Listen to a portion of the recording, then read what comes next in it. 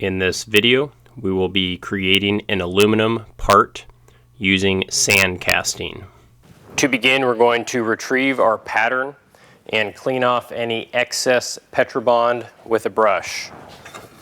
We will also be retrieving a flask, and we want to clean off any excess Petrobond that is on the mating surfaces on the edges of the flask.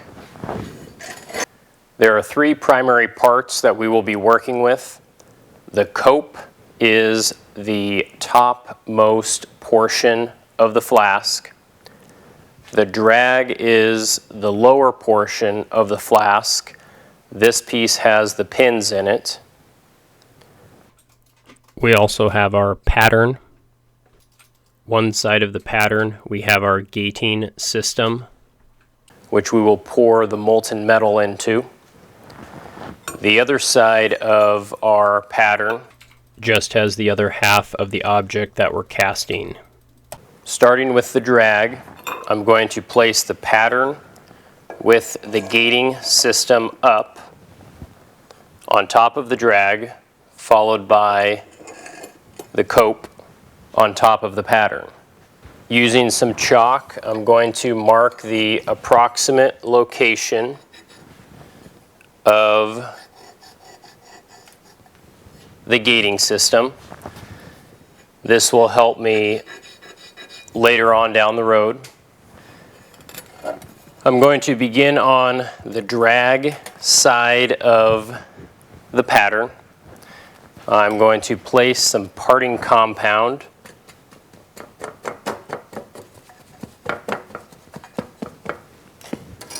onto the pattern. This will ensure that the Petrobond does not adhere to the pattern. And with a riddle in place, I'm going to scoop a small amount of Petrobond into the riddle. And my goal is to completely cover the pattern with the Petrobond that works its way through the riddle. After that, I can lightly press the Petrobond around the pattern. The objective is to have the pattern completely covered. After that, we can scoop more Petrobond into the flask. We're going to completely fill the drag portion of the flask with Petrobond. With a rammer, we're going to firmly press the Petrobond into the drag portion of the flask. You may need to add a little bit of additional Petrobond. It is important that you do not overpack the sand. Packing the sand should require medium to firm pressure. You should not use all your strength to pack the sand into the drag. Using a strike bar, we're going to strike off the excess Petrobond that is extending above the drag. The utilization of a mold board will allow us to flip the flask without losing any of our Petrobond. Again, we're going to use the parting compound to coat the entire pattern. This will again ensure that the Petrobond does not adhere itself to the pattern. Using the riddle, we're again going to cover the pattern.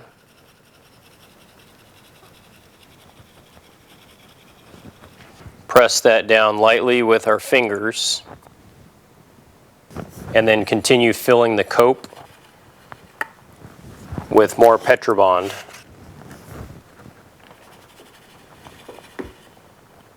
Use the rammer to press the Petrobond into the cope. Add more Petrobond and continue with that same procedure. A strike bar can then be used to clean off the excess Petrobond off the top of our cope.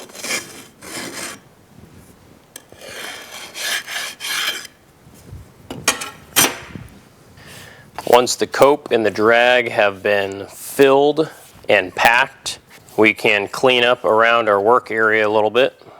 Using a sprue cutter and our previously identified marks that we made in chalk, I'm going to locate the sprue hole. This is going to be used for pouring the molten metal in.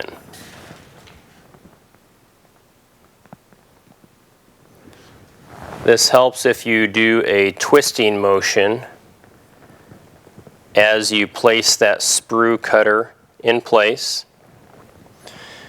Make sure that you don't break apart the Petrobond around it.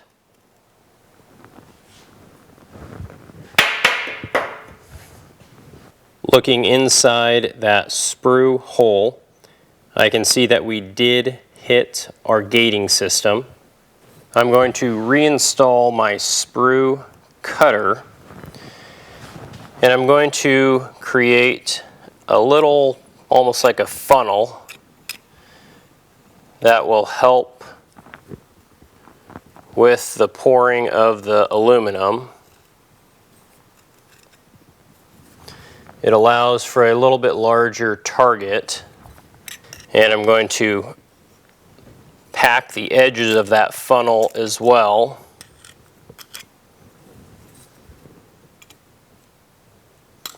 We do not want any loose Petrobond falling into our mold.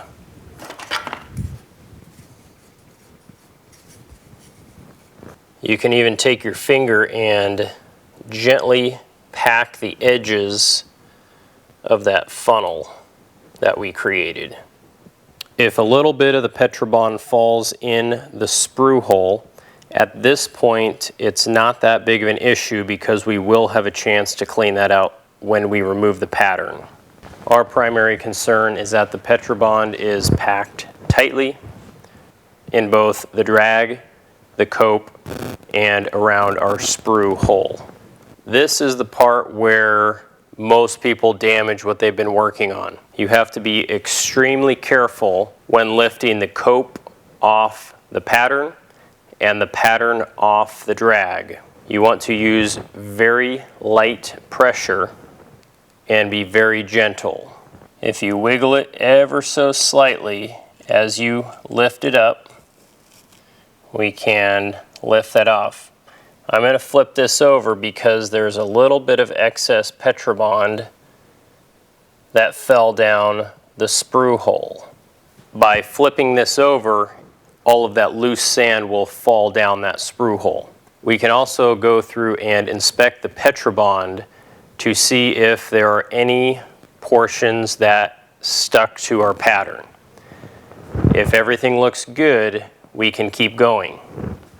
If there's issues at this point, you have to go back and correct those issues.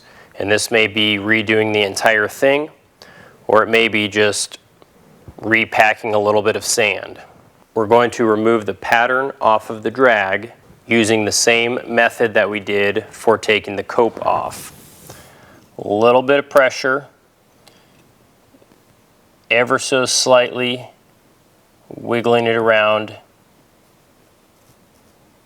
and we'll take our pattern off. Once again, inspect the Petrobond. If everything looks good, we can install the cope onto the drag.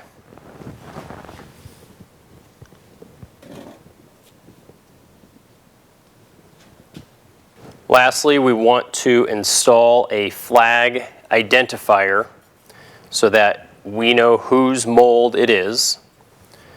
You want this to be placed as far away from the sprue hole as possible, and you want to make sure that you are along the edge of the flask so that you don't run the risk of damaging all of the work that we just did. The last step is to thoroughly clean your area and return all tools and parts back to where they belong. If done correctly, the aluminum will easily flow into your mold cavity. If the hole is not large enough or that funnel is not clearly defined enough, there's a good chance that the aluminum will go all over the place because it is difficult to aim into that small sprue hole with a filled crucible of molten aluminum.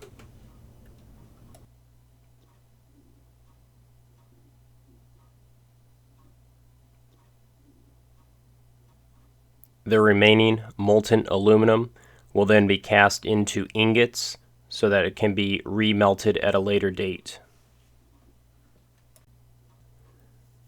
Once our casting has completely cooled, we can separate the cope from the drag. We can then break out the Petrobond and return that to our bucket for both the cope and the drag, removing our aluminum casting from the Petrobond.